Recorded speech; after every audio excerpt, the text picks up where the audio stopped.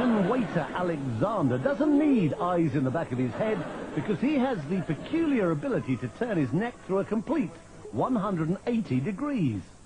Normally the muscles and the vertebrae in the neck prevent that happening, but because of a peculiarity in his spine, Alexander has confounded orthopedic specialists for years. Many years ago, I started doing gymnastics, he says. That's when I noticed that my vertebrae seem to be very flexible and that I can turn my head farther than normal. I worked at it little by little, going a little farther each time, and one day I was able to turn my head all the way around.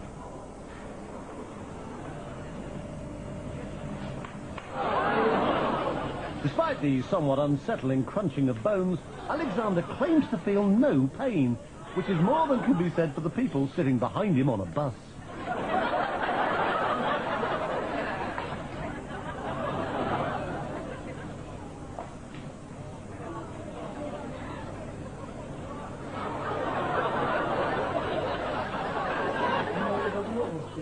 When I do it, it takes energy out of my whole body, he says. It requires 100% concentration.